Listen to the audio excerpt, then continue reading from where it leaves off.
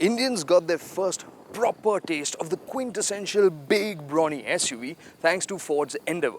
And it's been in India a long time, well over 10 years, in which it's been revised several times, and it has still a very butch appeal, but it has lost ground to competition like Toyota's Fortuner. But now in 2015, Ford is going to renew its challenge in that segment with this, the all-new Endeavour. We've come to Thailand to drive it, where it's called the Everest, but we are going to sample the new engines, the transmissions that are on offer, and tell you what it's like to drive.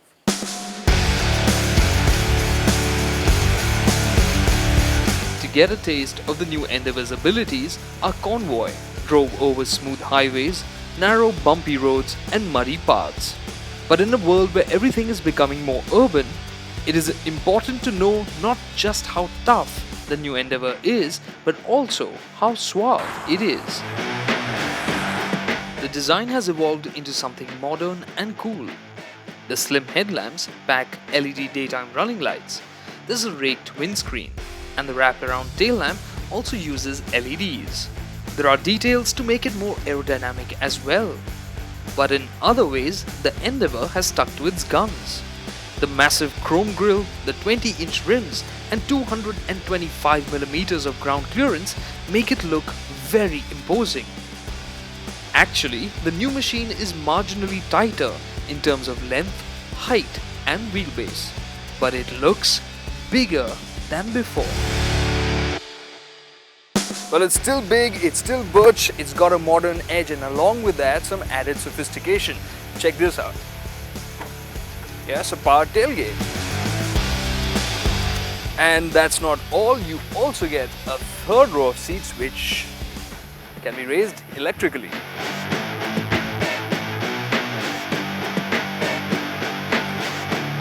As you can see here, even with the third row up, you have plenty of luggage room. Yes, and the higher level of sophistication continues here as well. This just feels so much better than the earlier Endeavour in terms of space, for sure. I mean, in terms of comfort, yes, the seat feels better positioned, more support, and I'm going to interrupt that right here because this is something I don't want to miss out. You have a proper plug point here to use your laptop on and charge it. You have blower controls, temperature controls for the second row, aircon vents up here, really cool, I like that. And coming back to space, there is good amount of room here, good headroom, and if you're thinking knee room is a bit tight here, let me tell you, this is a sliding middle row, so I can push it all the way back to get this much knee room. But that would be a little cruel if we had passengers in the third row. This does slide forward all the way here, but we'll set it to a middle position, and now check out the third row. Now, getting into the back seat isn't particularly elegant. Yes, this middle row does fold flat, but it doesn't tumble forward. So to get into the back, the easiest thing to do is this, which is to fold the seat forward slightly, and then it slides forward. You can get in. Well, that's that. Now, once settled in, first impressions, yes, this is far better than the earlier Endeavour, where it was almost like sitting cross-legged when you were in the third row. This, you have a higher hip point, you have more space, but still you are sitting a little bit knees up and your feet do feel a bit cramped down there. But yes, this is a habitable third row, especially if you have shorter occupants in tow.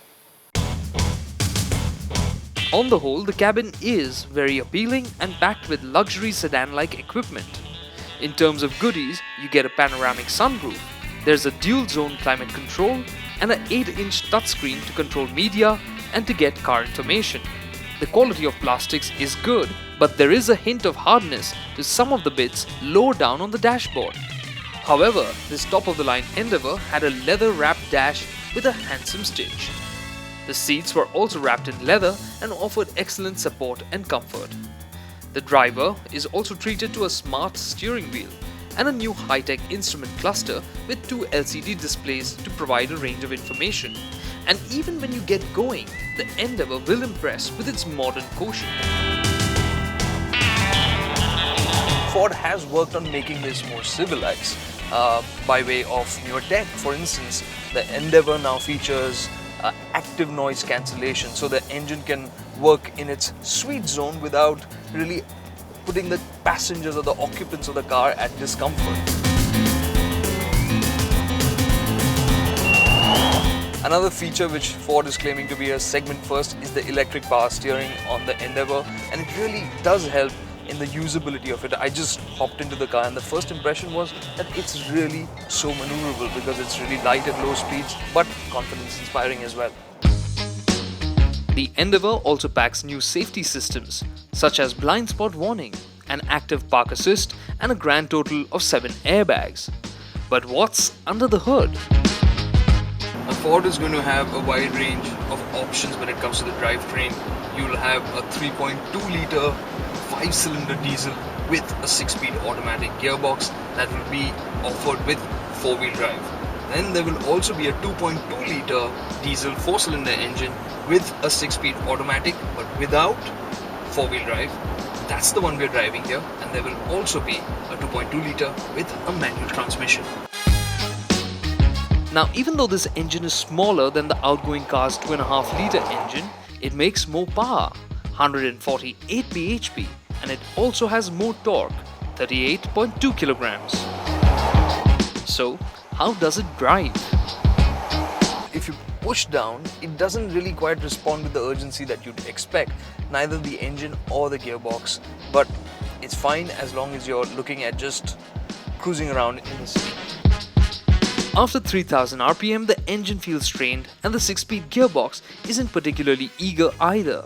However, to make the Endeavour more car-like to drive, Ford has done away with the leaf spring rear suspension, instead using a coil spring setup.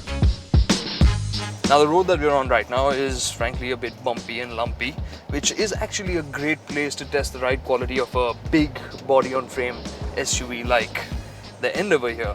And while the bigger bumps it's managing to soak up really well, there is that little bit of firmness in the way it goes over the smaller bumps, which suggests a slightly stiffer setup to the suspension.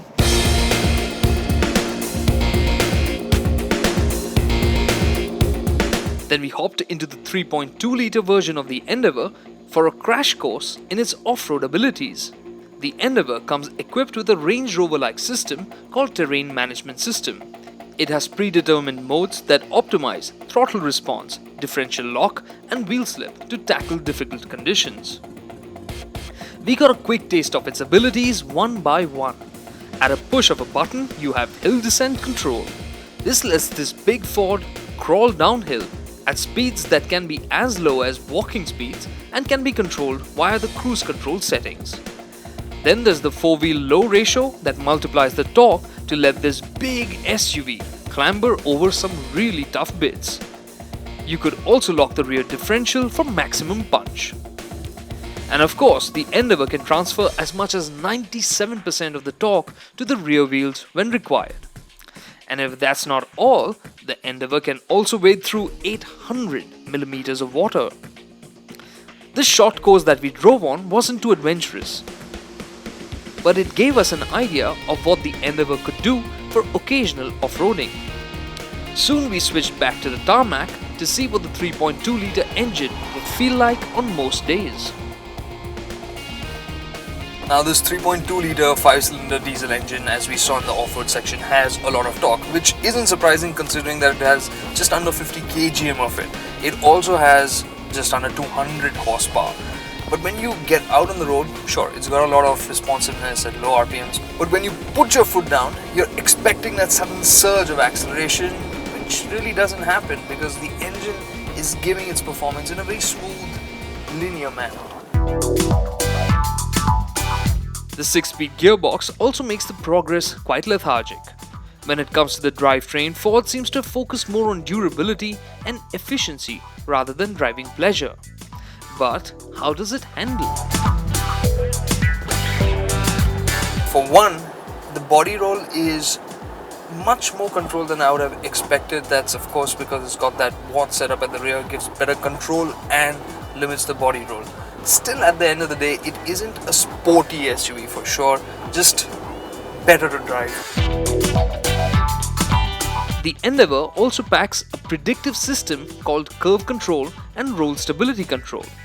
These help the Endeavour go neatly through corners by controlling engine torque and applying brakes when necessary. So the Endeavour may not have the most enjoyable of engines and the ride quality could be more supple. But there's no denying that it is a sophisticated, fairly spacious and feature-packed machine with lots of appeal. The Endeavour will go on sale in India around November 2015. Ford plan to price this locally assembled SUV quite aggressively. We expect the range to start at an estimated 20 lakh rupees. It sounds like Ford's Endeavour is now ready to claw back lost ground.